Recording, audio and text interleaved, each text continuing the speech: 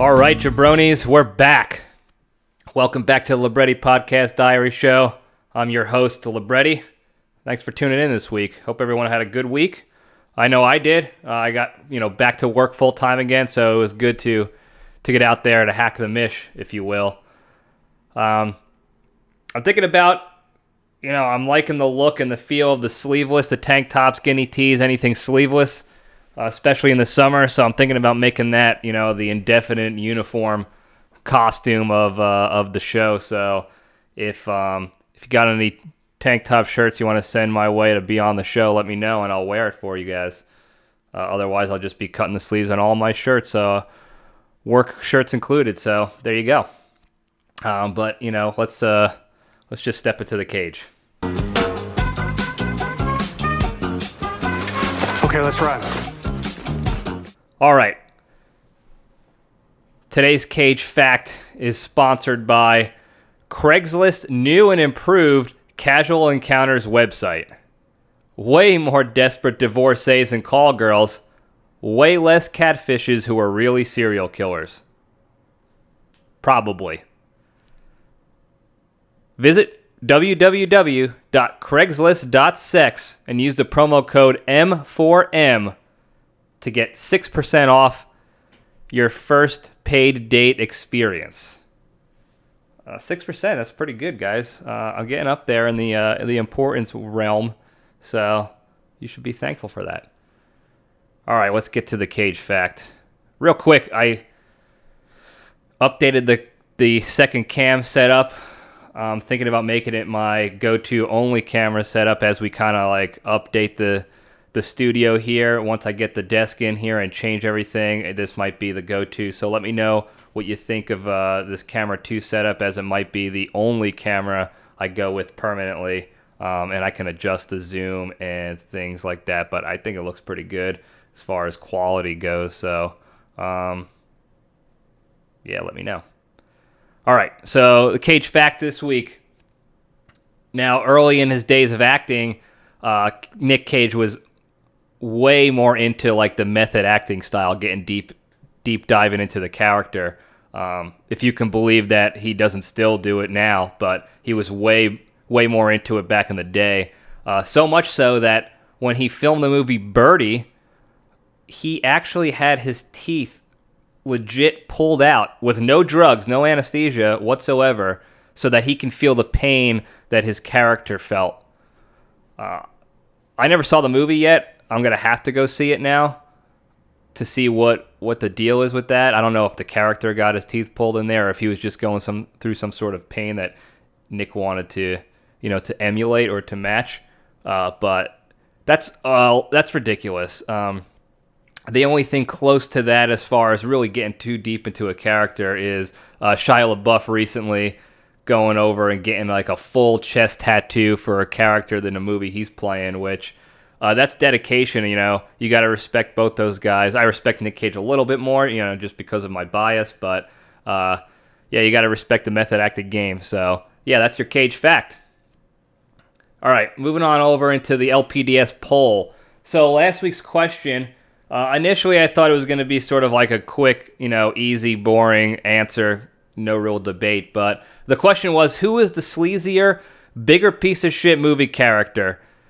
Caledon Hockley from Titanic, so Billy Zane's character in Titanic, or Dennis Nedry, which was Newman's character in Jurassic Park, Wayne Knight Newman. I didn't remember his name last episode, but it's Wayne Knight in real life, apparently.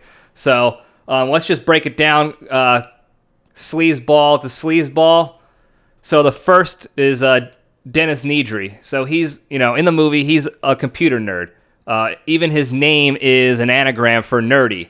They didn't really, venture too far off of that with the name Nedry, but, he's a nerd. He's a computer programmer. He was hired by Engine, the company that ran the park and the How You Doing. Seemingly innocent dude, super smart, really nice and kind of innocuous at the start. And then he falls into financial hardship. I don't remember if they kind of go into exactly what he did, maybe a gambling debt or paid off too many of those Craigslist call girls or what have you. But he felt he wasn't getting paid enough by Engine and he was looking for another means of income. So he was kind of struggling. Then he meets this other sleazeball, Dodgson, who nobody cares about, by the way. Dodgson, we've got Dodgson here. See, nobody cares.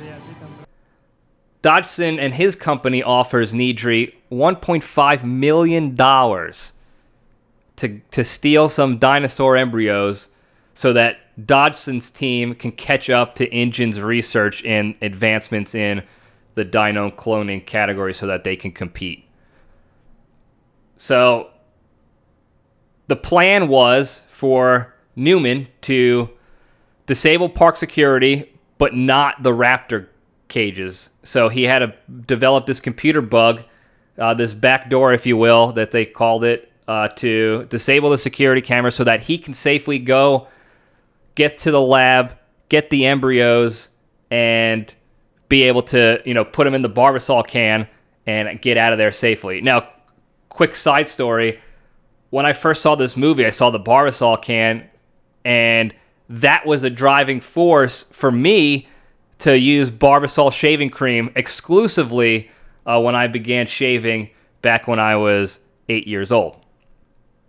I don't use shaving cream anymore, but up until I stopped, I used only Barbasol exclusively. They should have actually sponsored me for this podcast in the future, knowing that I was spending so much money on their product because of the tremendous product placement that they had over there in Jurassic Park. So anyway, I digress. So the plan was to do that, get the embryos, Barbasol, escape to the docks, pass off the Barbasol can of embryos, collect 1.5 mil.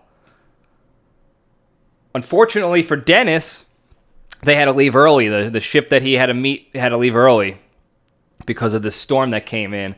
So he wasn't able to test the computer bug and make sure it was actually going to work properly. Temporary security down, and then get him back up and running and get him out of there. So it was a rush job. He fires it off, gets in this car, gets the embryos, drives away, gets lost while he's driving because of the storm, and then he ends up crashing his Jeep. And you all know what happens. He crashes Jeep.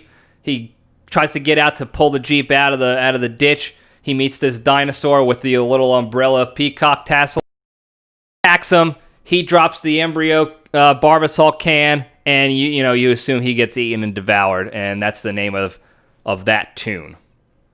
Now, because of the computer virus and the fact that he didn't properly test it and confirm that the bug was going to work, it kept the security down completely in all the cages. Raptor, T-Rex, all of them. So chaos ensued, which is one of the reasons why that dinosaur was there to eat him up in the first place back when they caught him in the Jeep. So there's utter chaos around the park now. There's dinosaurs running wild. There's dudes getting eaten while they're sitting on the shitter. Sam Jackson is being rude to a computer program, not saying the magic word. There's people dying everywhere, arms flying, clever girls running around rampant. No endorsement of the park. And the thing just completely and utterly fails because of this rush job computer hack that this fat Nedry just didn't properly do because he was in such a hurry. And it was all for money. At the end of the day, it was all for money. He wasn't thinking of others. He wasn't thinking of the second and third order effects. He was just being, selfish and sleazy, thinking about the money, trying to get paid. And as if you go back in the annals of history, you can look at any like NSA or CIA or government treasonist, and it's the same story. They run into financial hardship. Some entity, foreign entity, in this case it was Dodgson's company, with a lot of money and influence, exploit these betas with money or power or security or anything, blackmailing, to get information, get things they need. And he committed, InGen's treason, if you were, Jurassic treason, by doing this. And it was self-serving 100%. Now, moving over to other other sleazeball, Cal Hockley, Calden Hockley. They called him Cal back on the Titanic. I don't know if you remember that. But he's a rich steel tycoon, heir to the Pittsburgh steel fortune. So he's already super wealthy. He's engaged to Rose, whatever her last name was at the time, who was only 17 years old. So she was a child. So there must be something in the Pittsburgh water that just creates these sex predators that go after women aggressively, whether they're children or anything. So, whatever. So she was 17. She was a fiance. He didn't care about her whatsoever. He didn't care about her happiness, her as a human being, He only cared about how she made him look. She was like a prop to him because that's all he cared about. He was status driven. Only cared about his status and reputation. He constantly belittled Jack Dawson throughout their time on the ship. Made sure he reminded him and everybody around him of his station in life and how he was below big-time oil tycoon or steel tycoon Cal Hockley. Then he tried to have him killed. Because, Jack was impeding on his status and reputation building by stealing Rose away.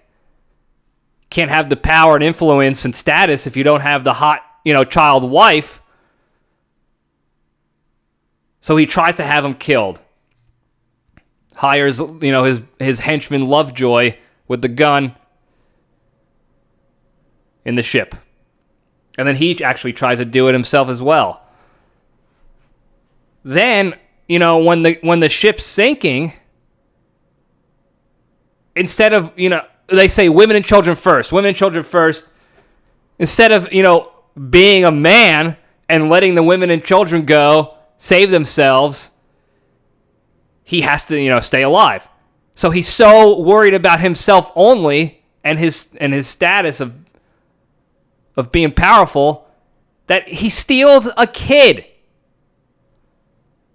Stole a kid. Kid was walking around and snags him up. Kid might have been looking for his parents. His parents could have been alive somewhere. Didn't matter to him. He stole the kid. I have a child, he says. I'm the only thing he's got. Let me on the lifeboat, please. In one of the most cowardly bait of bitch boy moves you could possibly do, next to the financier of the Titanic, the guy who says, "Oh, God himself can't sink this ship." He dresses like a woman to get on the on the life raft. Those are the two most cowardly things you can do. And Hockley takes one of them. Damn kid. Then, 1929 financial crash hits. He loses all his riches, all his power, influence, status, reputation. It's all down the tubes. And what does he do? How does he bounce back? How does he respond? He kills himself. Another beta bitch boy move was that he killed himself not because he was dealing with some internal demons or mental anguish, because he lost his status and reputation as a powerful, influential man about town. So he kills himself, proving once again that he cared more about that status and influence than anything or anybody else ever in the world. So, big time sleaze. Cared only about himself and his reputation. Now, the fans voted on Instagram 60% to 40% in favor of Dennis Nedry being the sleazier, biggest piece of shit movie character. It was close on Facebook too. It might have been even closer. I'm going against the fans this time, and I'm saying Hockley was the sleazier, bigger piece of shit. Nedry was just a fat who fell into the old age, I said old age, I meant age old. Sorry, folks. Age old treason scenario where he can get manipulated by any millionaire or powerful entity. Hockley was that millionaire manipulator. And he didn't care who he took down in his path. His goal was to up his brand and build his status and reputation so big, like that of that nobody Dodson, who was trying to get his company so powerful and big. And this is what you get. So, and that's why I'm going Cal Hockley, sleazier, bigger piece of shit movie character. It was a close one. I appreciate your votes, but I'm going Cal. I'm going, by the way of the minority here and going Cal. So, thanks again for your submissions, your votes, and your comments and stuff. It was entertaining to listen to or read, so keep that up. No poll question for next week. It'll just be I'll pick a Stugats of the week. I'm going to New York area, so you can imagine all the Stugatas I'll probably run across in my time there this coming week. So it'll be real easy to find some absolute jabroni to bitch about here next episode. So moving on over to the Jabroni Junction. So today I kind of want to bitch about social media a little bit. Specifically, I want to bitch about the stupid bullshit social media trends and habits that go on that people try to pass along to everybody and keep alive for whatever reason. Now, I got a caveat. There's a caveat. I recently started posting, I don't know if it was a challenge or a thing on Facebook, the 22J challenge, to bring awareness to veteran suicide. Normally, it's not my thing to do any of that stuff, regardless of the cause, whether I feel strongly about it or not. Most of them, I think, are stupid and shouldn't be, you shouldn't be wasting your time on. But a good friend, a brother in arms, approached me one-on-one and asked me, as personally, hey, can you do this? This is something I care about. I was wondering if you could do this for me. So that's why I'm doing it. Otherwise, I even if they nominated me without talking to me first and put it on the book, I still wouldn't do it. I just would disregard it. But he came to me. It's something he cared about, so I said, sure, why not? And that's kind of how I feel in general. If something like that means something to somebody I care about and they ask me to do it, that's the only time I'll do it. Even if I don't think the method of the trend or awareness is appropriate or effective, or if I don't agree necessarily with the cause, I'll find a way to do it without just blindly following some cause just because a friend I care about likes it. So I'll figure out a way to help support that friend. For example, another friend, one of my brothers, came to me and asked me to go to an event with him later in the summer, like a physical event. It's something he cared about. He asked me to do it. It's not something that tremendously affects me personally, but if it affects him, it affects me. So I told him if I can get off work, I'm going to go and support him in the cause that he's going to, to take care of or be present for. So that's what I'll do. I'll forego my standard, hatred for otherwise stupid Facebook, social media things, or anything that doesn't particularly apply to me in any way. I'll forego that hatred or apathy if a friend, who cares about it wants me to help out in any way. So that's the only time I'll do it. But, moving on to the actual stupid social media trends, there's a plethora of them. Stupid, pointless, bullcrap trends out there and habits that I'll never take part in. And we're going to talk about a few today. So first one are the useless, quote-unquote, challenges that people put out there. You do something stupid for no reason whatsoever. Doesn't bring awareness to anything. It doesn't change anything for the better. There's nothing beneficial one bit at all about it. For instance, like that mannequin challenge. Completely useless whatsoever. There was no benefit to anything. I'm sorry. I'm not going to stand in place like a dick with some shit song playing in the background and some creep filming me doing it. Doesn't make sense. I'm not doing it. Sorry. Don't ask me. Yeah, if you want to put your tinfoil hat on with me and walk down the conspiracy theory rabbit hole a little bit, I wouldn't be surprised if most of these dumb challenges and trends come about by, started by the deep state to kind of mask and cover up whatever real shit's going on in the background. You flood social media, take your attention away from that aspect, and then you got your back end, how you doing's going on. It's probably going to happen soon, since they just arrested, Jeff Epstein's pedophile madam, Ghislaine Maxwell. She was just arrested, picked up, finally.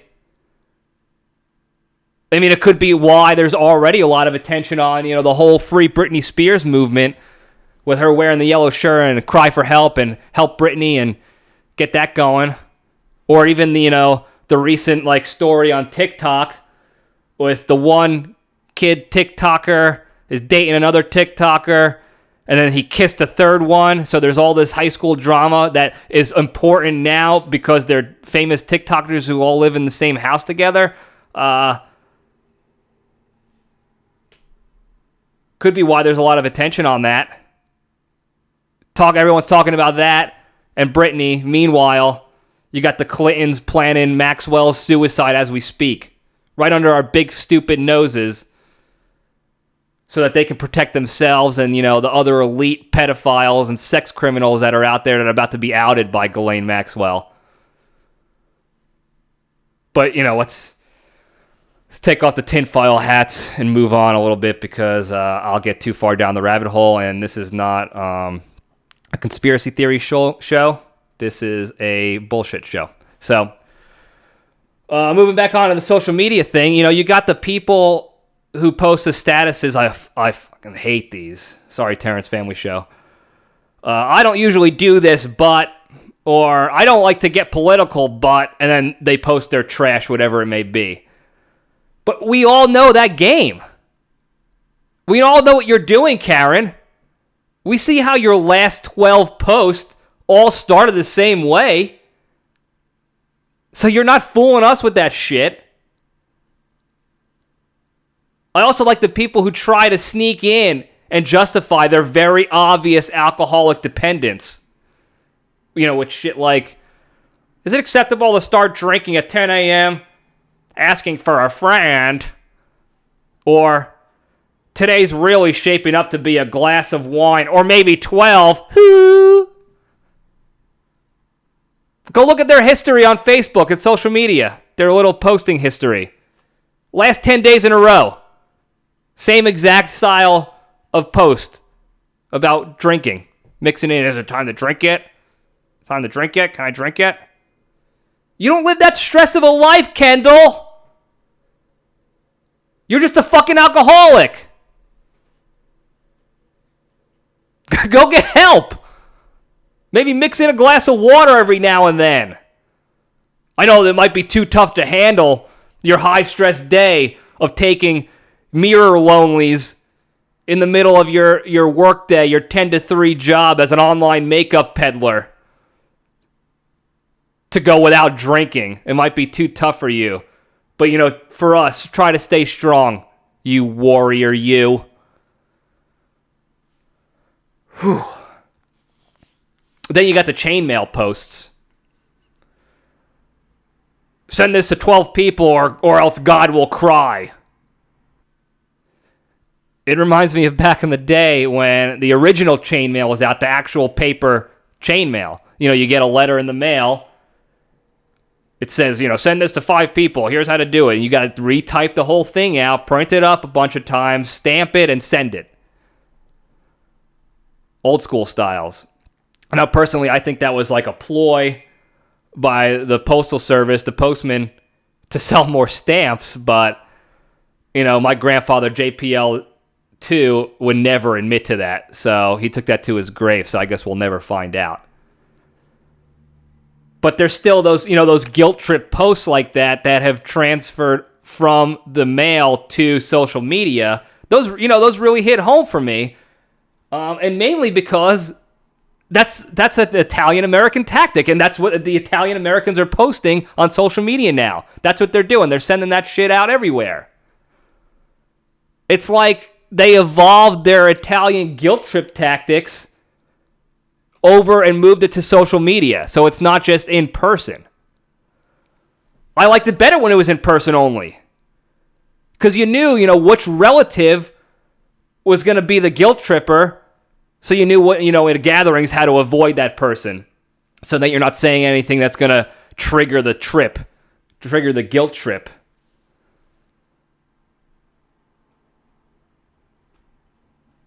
Also reminds me of back in the day, Crazy Carol would, give us the Italian guilt trip when we were at church. We would go to church. And this is when I was an altar server. Don't worry, I wasn't touched by any of the priests. I guess I wasn't what they were looking for, looking like an actual adult at the age of 11. So, but when I was at church with my parents, my mom, I was off the clock of altar serving, and then you would always notice sometimes they were short staffed on the altar service. Some kid would be sick or skip out, and they'd be short staffed, and Carol would bully me into going up there to help that person out all the time. And I would usually do it, but every once in a while, I would stand my ground. I'm not going to be bullied into this. Oh, no? You're not going to go? All right, you little shit. God just saw you be a bad Christian, by the way. So, remember that, she would say. And then she would cancel me for the rest of the day, so I wouldn't have to talk to her the rest of the day because I was dead to her. Canceled. It kind of brings me back, to this day, if I ever find myself in a church, I pray that there's enough altar servers up there because I just know that Carol Libretti is waiting, hiding out in some confessional over there to jump out and drop the guilt bomb on us. Better get up there and help. 33 years old, I gotta go put on a kid's robe and get into an altar server mode. So, I'm aware of it now. I'd still prefer that, though, over the Facebook guilt trips that are going on Facebook and other social medias by my relatives and other Italian Americans. You're just getting spammed with it all the time. I know, Uncle Jabroni, I'm not going to go to hell just because I didn't forward this photo of Padre Pio out to 12 of my paisanos. I think I'll be okay. I could go on about these idiotic social media trends and posts all day. That the clueless, brainless betas will want to keep alive and keep sending out. Share this pic of the flag. Click like if you think we should be allowed to hit our kids again. Ignore this post if you're a goddamn communist. Do this ridiculous TikTok dance. That's another one, TikTok. The Chinese are probably laughing their asses off looking at our TikTok videos when they're spying on our profiles. I don't blame them either. I'd be laughing at them too, how stupid and ridiculous we look. It's bad enough the internet is full of these radical Facebook politicians and Instagram creepos and sex criminals and Visco girls taking lonelies of themselves constantly. Can we maybe cut down a little bit on the bullshit spam and hypocritical status updates and trends and habits? You don't have to worry. Jesus is not going to come down and give you 5 years of bad luck because you didn't take this picture and forward the message to your friends on Facebook. He's way too busy over here answering the posts of the people who are demanding prayers, need prayers now, while they strategically don't give you any sort of specific information on what's going on, why they need prayers, because they know that you're going to pop in. What's wrong? Are you okay? We're sending all the prayers your way to give them that dopamine rush of likes and attention that they crave. Jesus is busy answering those prayers. Okay, so he doesn't have time to give you bad luck for not sending this post out. So please do us all a favor and stop sending the damn posts. And let's cut the shit for once, finally. All right? All right. Good talk, everybody. Good rant today. I got a lot off my chest. Not my chest hair, but other stuff I got off. I hope you enjoyed the show. Thanks for listening in. Let me know what you think about the camera, the second camera, trying to get that all figured out. Hopefully within the next week or two, I'll have the full new studio set up and running for you guys. So you can look forward to that. Make sure you go like, comment, follow, subscribe to all this stuff in social media I got going on. YouTube, Apple Podcasts, Spotify, Anchor, Instagram. Go check all this stuff out. Leave a rating on Apple Podcasts. Leave some comments. I read them all. I listen to all your feedback, and it's greatly appreciated. Email your ideas and questions, Stugatz questions or poll questions, Stugatz ideas, whatever, feedback, anything you got. LibrettiPodcastDiary@gmail.com. Do it. Oh yeah, also, if you got any ideas for good sleeveless attire, I'm open to it. I have no problem looking like a complete, utter jabroni here for you guys, so we're gonna go with it and see how it works out, all right? So, thanks again, guys. Enjoy the rest of your weekend, and, stay strong. And I was talking to your mother just the other night. I told her I thought you were an asshole. She said, yes, I think you're right. And all